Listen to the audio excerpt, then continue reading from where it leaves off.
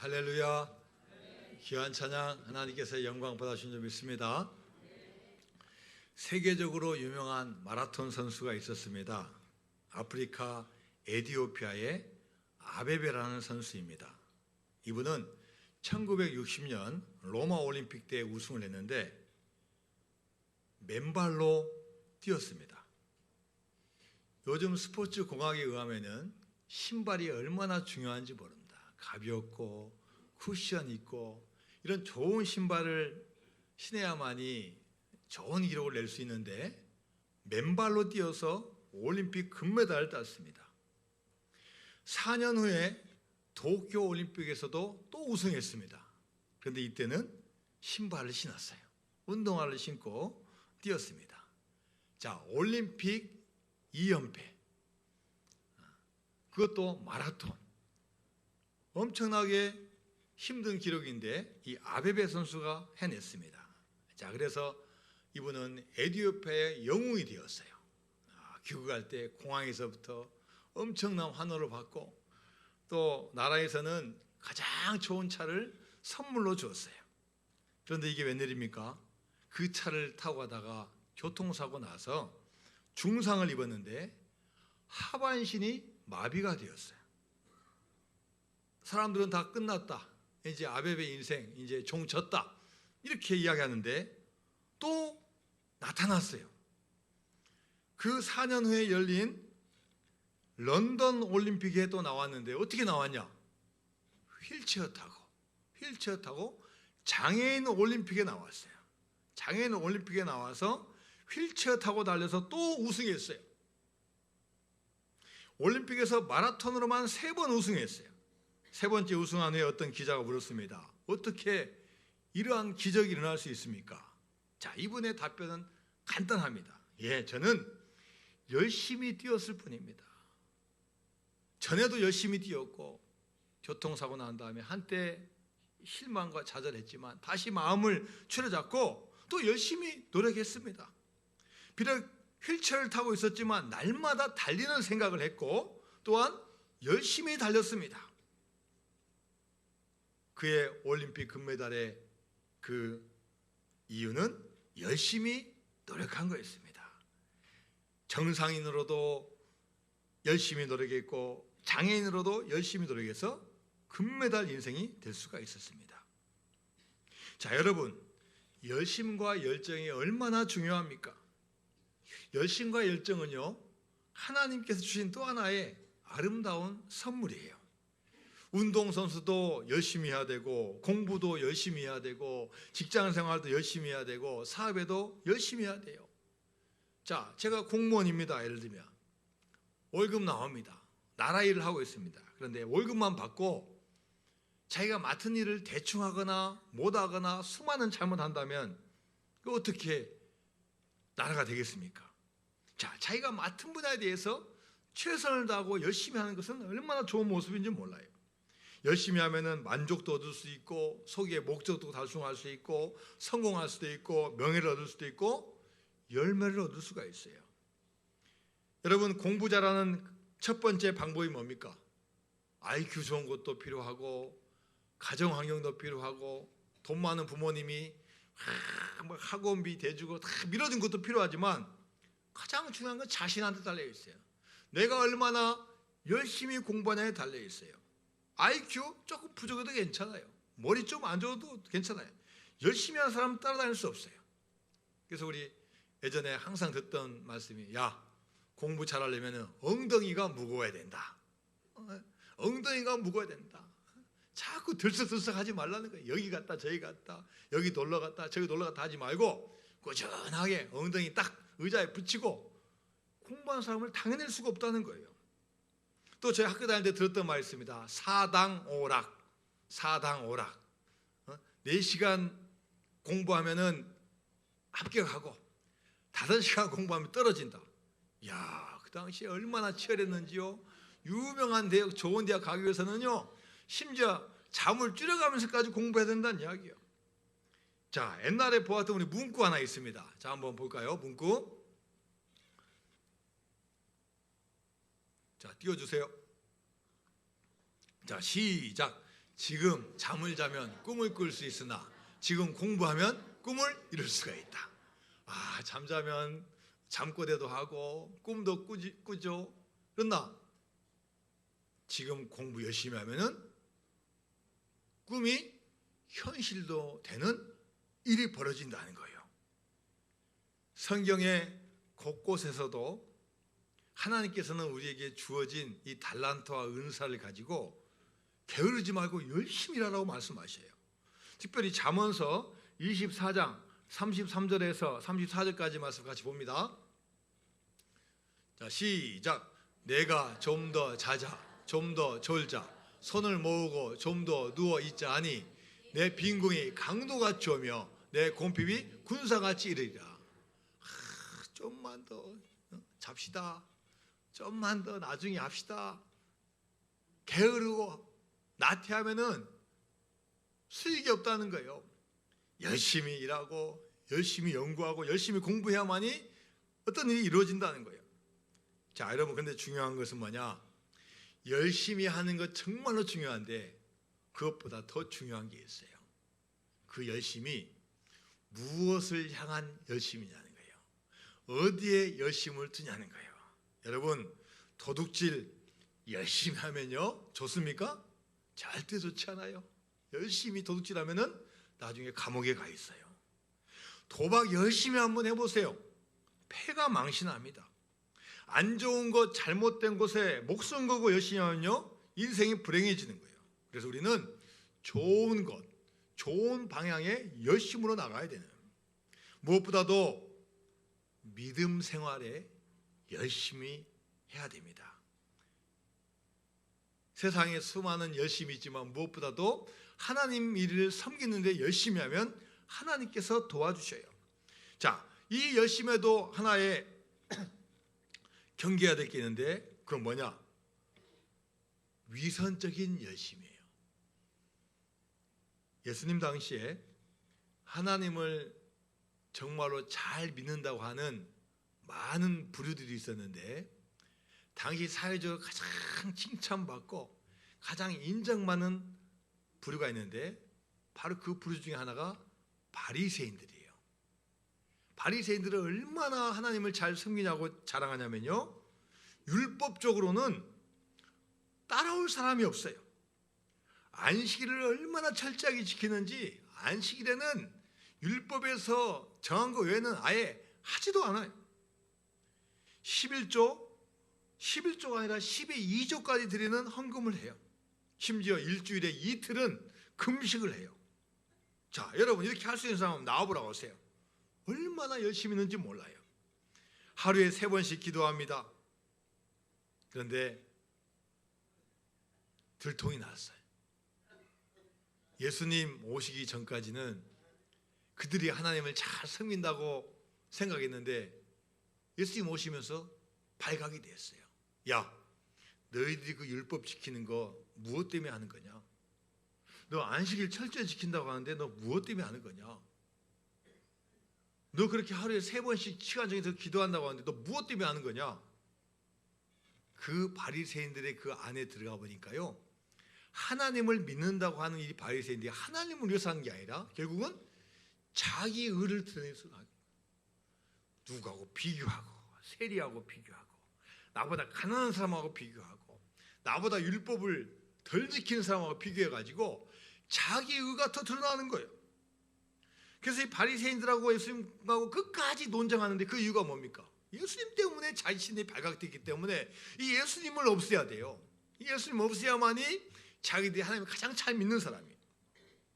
자, 여러분, 이 바리새인 중에 바리새인이 누구냐? 오늘 본문에 나오는 바로 이 사도 바울입니다. 사도 바울이 과거에 그런 사람이었어요. 바리새인이었습니다. 율법주의자였습니다. 자기 의를 드러내기 위해서 무엇이라도 할 수 있는 사람이었어요. 자, 그래서 바울은 자신의 좋은 것과 나쁜 것을 고백합니다. 자, 빌립보서 3장 5절에서 6절까지 말씀입니다. 시작.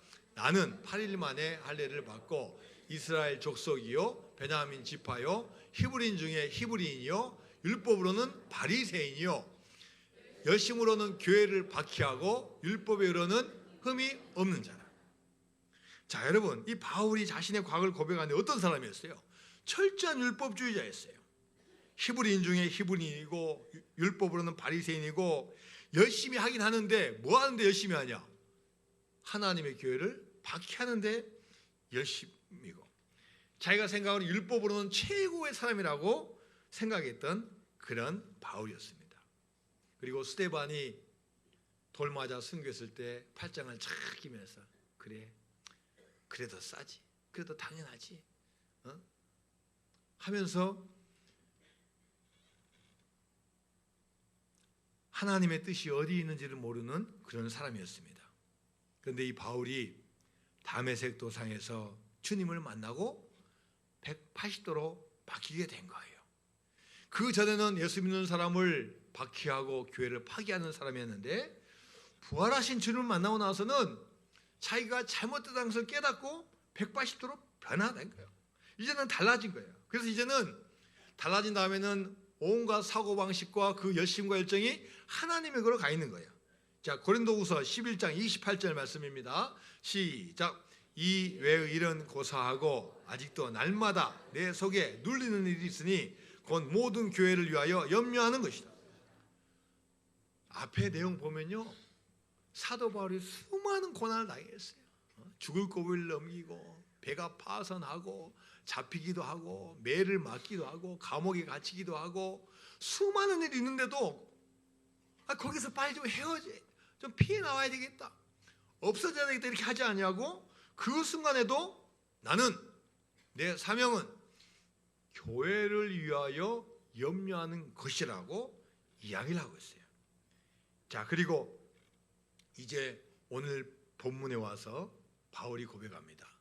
바울이 1차, 2차, 3차 선교여행을 다 마치고 이제 밀레도에서 에베소 교회 장로님들과 헤어지면서 자기의 심정을 고백하고 있어요.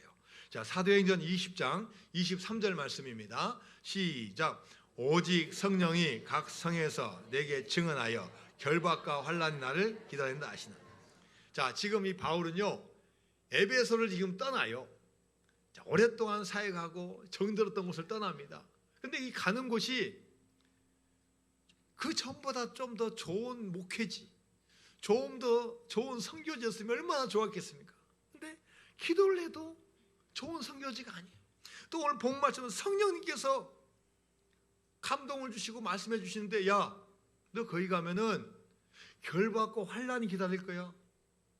지금보다 더 어려운 일들이 있을 거야. 자꾸 말씀을 주셔요. 그러면 가능하면 웬만하면 피해 가야 되는데 하나님께서 자기 주신 사명이 있기 때문에 저는 설사 결박과 환난이 나를 기다린다 하더라도 가겠습니다라고 고백을 하는 거예요. 자, 오늘 본문, 자, 마지막 절 말씀입니다. 사도행전 20장 24절 말씀. 시작. 내가 달려갈 길과 주 예수께 받은 사명, 곧 하나님의 은혜의 복음을 증언하는 일을 마치려면은 나의 생명조차 조금도 귀한 것으로 여기지 아니하느라. 자, 사도 바울의 고백입니다. 나의 달려갈 길과 주 예수께 그 받은 사명, 세상에는 어떤 것보다도 중요하다는 이야기예요. 심지어 그것을 위해서 나의 생명조차도 조금도 귀한 것으로 여기지 않겠다고 고백을 하고 있습니다. 자, 여러분, 우리가 이렇게 말씀을 볼 때마다 물론 지금과 환경은 다르고 사도 바울의 사명도 다르지만 부담감이 좀 있어요. 여러분, 우리는 사도 바울이 아니에요. 그러나 여러분, 사도 바울이 아니다 할지라도 우리가 주님의 성도로서, 신자로서 우리 인생의 목적이 무엇인지는 다시 한번 점검을 해봐야 됩니다. 웨스트민스터 서열이 문답이 1번이 뭡니까? 어떻게 물어봅니까? 사람의 제1되는 목적이 무엇입니까? 사람의 첫 번째 목적이 무엇입니까? 어떻게 대답합니까? 하나님을 영화롭게 하고 그를 영원히 즐거워하는 것입니다. 하나님을 영화롭게 하고 그분에게 영광 돌리는 것이 첫 번째 목적이라는 거예요. 여러분, 세상을 살면서 해야 될 일이 얼마나 많이 있습니까? 돈 벌어야 되고 건강해야 되고 목적을 달성해야 되고 성취해야 되는데 그 어떤 것보다도 하나님을 영화롭게 하는 게 우리 성도의 첫 번째 목적이라. 자, 여러분, 그렇다면은 우리가 그것을 안다 보면은 이것을 다른 분이 알도록 해야 되는 게 우리의 사명이에요. 내가 알았다면은 이것을 남에게 알릴 수 있는 게 뭐냐? 바로 전도를 우리가 해야 된다는 거예요. 하나님이 우리에게 주신 복음은 우리에게 주어진 하나님의 선물입니다. 이 선물을 이제 우리가 받았으니까 다른 분에게 나눠줘야 돼요. 이 하나님 나라의 복음을 통하여 한 사람이라도 구원을 받는다면 그 한 사람을 통해서 가정이 살고 교회가 살고 나라가 사는 역사가 저와 여러분 가운데 임하게 될 줄로 믿습니다. 예전에 경기도 안양에 있는 안양병원에 김태식 장로님이라는 분이 계십니다. 또 이분은 암연구소 소장님이셔요. 자, 이분이 하시는 일이 뭐냐? 암 치료자입니다. 근데 이분이 이제 어느덧 순간 자신이 의사이고 이제 내가 주님을 영접해서 교회를 나가는데 하나님께서는 왜 나를 의사로 만드셨지? 하나님은 왜 나를 불러주셨지? 이런 생각과 기도를 하게 됩니다. 그렇지, 하나님 나를 불러주신 이야기는 암으로 인해서 죽어가는 사람들을 살리는 거다. 그리고 나를 주님께서 만나주신 이유는 뭐냐? 육체적인 것만 살리는 게 아니라 그 한 분 한 분의 영혼을 살리는 게 내 사명이다. 의사로서 또 교인으로서 이 두 가지 사명을 깨닫게 된 거예요. 그래서 이분은 두 가지를 집중하는 거죠. 자, 암을 어떻게 이 사람을, 내 환자를 치유할 것인가, 그리고 이 사람의 육체적인 암뿐만 아니라 이 영혼을 어떻게 내가 건져낼 것인가. 그래서 하나님께 늘 기도하면서 환자를 대합니다. 자, 환자가 와서 암에 대한 거 쭉 이제 진단하고 했을 때 가장 첫 번째 하는 게 뭐냐? 뭐 합시다? 기도합시다. 기도합시다. 가장 먼저 상담하고 또 수술실 들어가기 전에 뭐 할 때 항상 하는 게 뭐냐면 기도합시다. 여러분, 암 환자가 의사가 기도하자는데 나 기도 안 해요, 이런 분 쉽지 않아요. 쉽지 않아요. 왜요? 나를 위해서 치유해주고 기도해주는데 내가 다른 종교 믿어도 이 순간만 참지 이렇게 하지, 받아들이는 거예요. 그러면서 이분이 한 분 한 분을 치유합니다. 의학적 통계에 의하면 10명이 죽으면은, 병원에서 10명이 죽으면은 3명에서 4명은 암으로 죽고, 앞으로는 10명이 죽으면은 5명 정도가 암으로 죽는다는 통계가 나와 있어요. 이분이 이렇게 늘 기도하고 영혼을 위해서 기도할 때 이분이 지금까지 9,000명의 환자를 살렸다고 간증을 했습니다. 이 장로님의 소망은 뭐냐? 이 장로님의 열심은 뭐냐? 하나님이 나에게 주신 의술이라는 기술을 가지고 대한민국에서 제일 많은 암을 고치고 또 이를 통해서 최고로 많은 영혼을 구원하는 게 사명이라고 고백하고 있는 줄로 믿습니다. 저와 여러분에게 있어서 여러분 가장 중요한 일은 여러분 무엇이겠습니까? 여러분 인생을 살면서 여러분의 최고의 열심은 어디에 있습니까? 여러분의 직장과 사업에 따라서 열심히 결정되겠지만 주님을 영접한 우리들은 무엇보다도 복음을 받아들이고 복음을 증거하는 일에 가장 첫 번째 열심을 두어야 될 줄로 믿습니다. 특별히 여러분의 삶을 다른 열심에 낭비하지 마시기 바랍니다. 에베소서 5장 15절에서 17절까지 말씀입니다. 시작. 그런즉 너희가 어떻게 행할지를 자세히 주의하여 지혜 없는 자같이 하지 말고 오직 지혜 있는 자같이 하여 세월을 아끼라. 때가 악하니라. 그러므로 어리석은 자가 되지 말고 오직 주의 뜻이 무엇인가 이해하라. 세월을 아끼라는 겁니다. 여러분, 세월을 아끼면요 선택해야 돼요. 이거 해야 될까 저거 해야 될까, 어떤 것을 열심히 해야 될까 중에서 선택을 해야 돼요. 세월을 마냥 보내면 안 된다는 이야기예요. 유혹을 따라가고 세상의 가치를 따라가고 세상의 트렌드를 따라가고 세상에 있는 목적을 향하여 따라가지 말고 주의 뜻이 무엇인가를 이해하고 거기서 지혜 있는 삶을 살아가야 될 줄로 믿습니다. 저희들 60년대, 70년대 TV에 보면 가장 인기 있는 게 남자들한테는 권투였습니다. 권투. 그리고 당시 헤비급 권투가 아주 유명했어요. 3명의 유명한 헤비급 선수가 있었는데 무하마드 알리, 조 프레이저, 조지, 여러분 TV도 안 보고 사신다, 포먼, 이 3분이 있었어요. 근데 이 조지 포먼은 슬럼가에서 태어나가지고 어릴 때부터 공부는 않고 맨날 주먹질하고 살았어요. 학교에서 퇴학당하고. 그런데 휴스턴의 뒷골목의 불량 청소년을 한 지나가는 코치가 딱 잡았어요. 야, 너 한번 이거 쳐봐. 이야, 한번 때리는데요, 펀치가 어마어마하게 센 거야. 너 나 따라와. 그래가지고 먹여주면서 권투 선수를 만드는 거예요.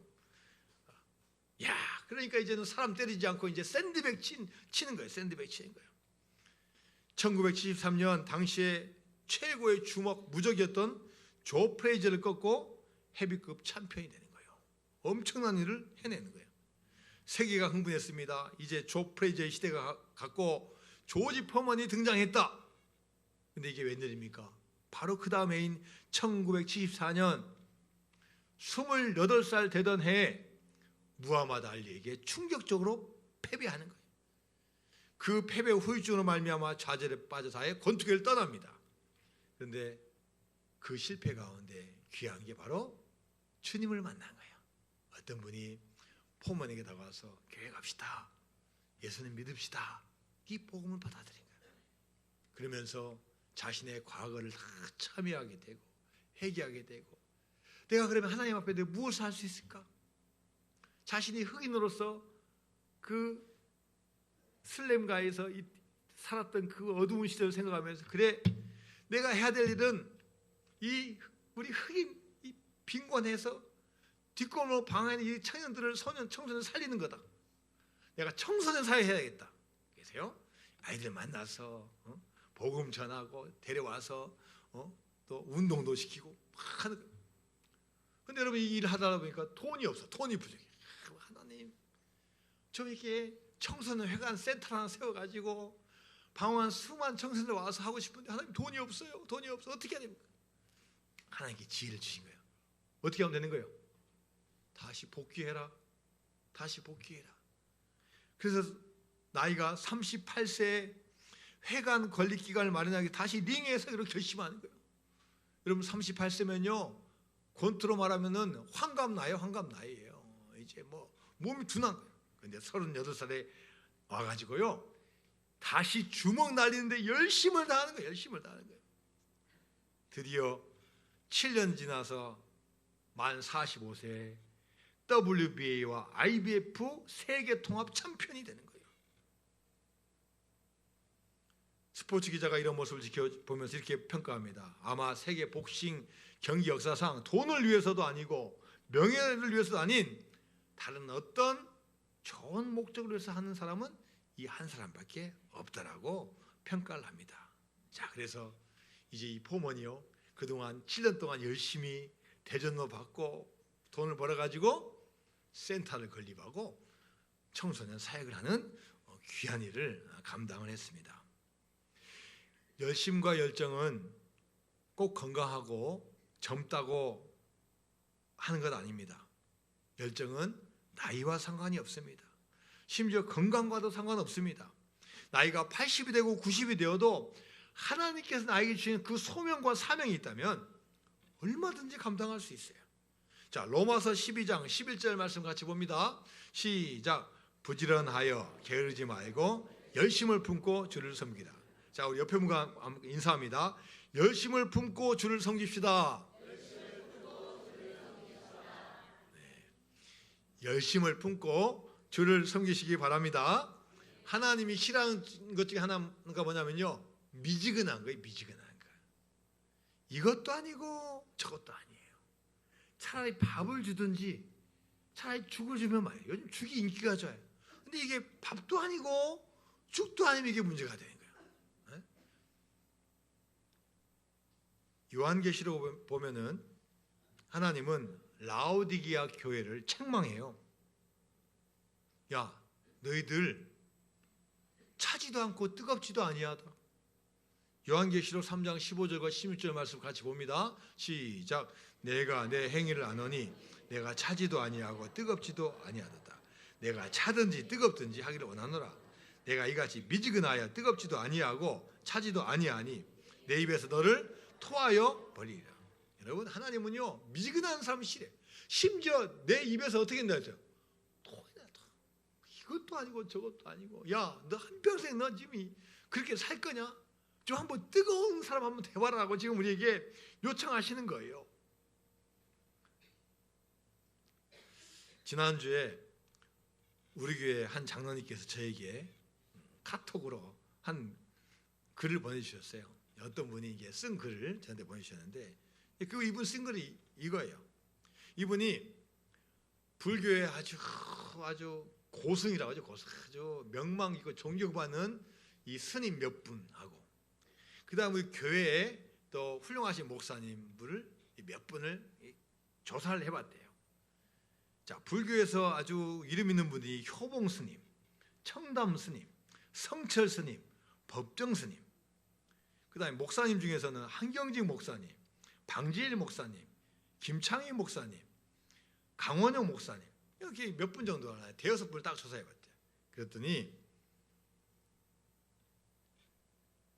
스님들은 평균 나이가 77세, 목사님들은 평균 나이가 97세, 차이가 20세가 차이 나더라는 거예요. 물론 이게 뭐 표본이 많지 않아서 그럴 수도 있지만 오히려 목사님들이 20년 이상을 더 산다는 거예요.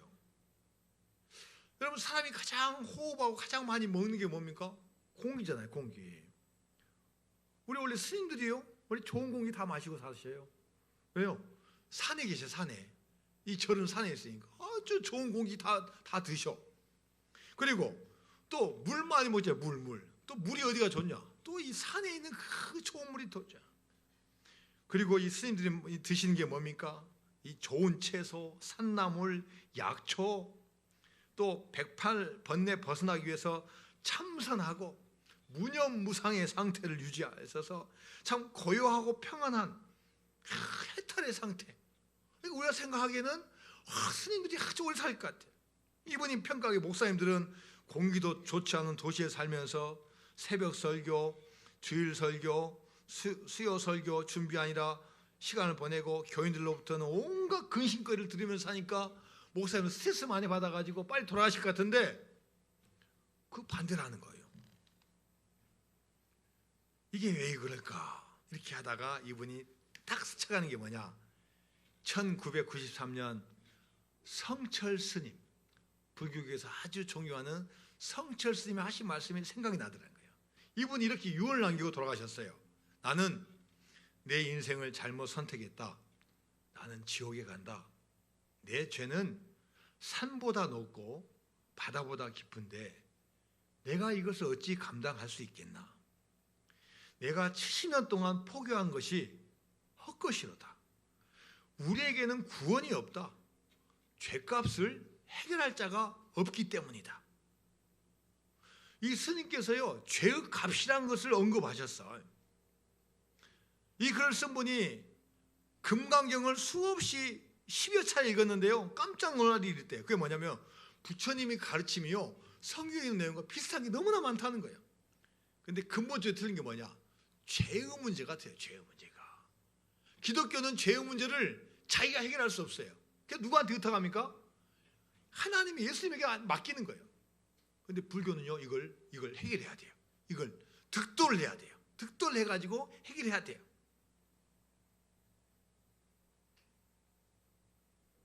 고승들은 득도한다고 하지만 결코 죽을 때까지 할 수 없다는 거예요. 아무리 산에 있고 아무리 좋은 데 있고 좋은 음식 먹어도 가장 인간의 근본적인 문제, 죄의 문제를 해결할 수 없기 때문에 계속 번민과 계속 고민과 계속 어려움에 휩싸인다는 거예요. 그런데 우리 목사님들과 우리 성도들은 알아요. 뭘 아냐? 하나님 앞에 우리가 죄인이라는 걸 알아요. 죄는 두 가지가 있어요. 내가 생활하면서 지은 죄가 있어요. 자범죄가 있어요. 그러나 그것보다 더 원래 죄가 있어요. 그게 뭐예요? 원죄가 있어요. 우리 교인들은. 그래서 아무리 교인들이 훌륭하고 뛰어나고 자기 관리 잘해도 우리 교회는 원죄라는 것을 알고 있기 때문에 겸손해질 수밖에 없어. 난 태어날 때부터 우리 아담과 하와 때문에 죄인이구나. 내가 죄 문제 해결하는 것은 물론 여러 가지 노력도 필요하지만 근본적인 것은 예수님 믿지 않고서는 안 되는 걸 알고 있기 때문에 고민과 번민이 있어도 결론은 다 하나님한테 맡긴다는 거예요. 맡기니까 결론이 깨끗해. 그러니까 정신건강이 오히려 최고로 좋다는 거예요. 오히려 불교는요, 겉으로는 깨끗하고 좋은 것 같지만 해결하지 못하니까 스트레스 받다가 먼저 가신다는 거예요. 저와 여러분이 예수 그리스도의 십자가로 말미암아 대속의 은혜를 받고 이 자리에 있는 줄로 믿습니다. 우리는 연약하고 부족하지만 주님을 믿는 믿음으로 말미암아 주님께서 우리를 사랑하여 주시고 우리를 사용하여 주실 줄 믿습니다. 우리가 의무적인 것이 아니라 이런 은혜를 받았기 때문에 하나님을 위해서 또 우리가 좋은 가치를 위해서 열심을 내고 열정을 내어서 하나님께 상급받고 칭찬만 여러분 되시기를 주님의 이름으로 축원드립니다.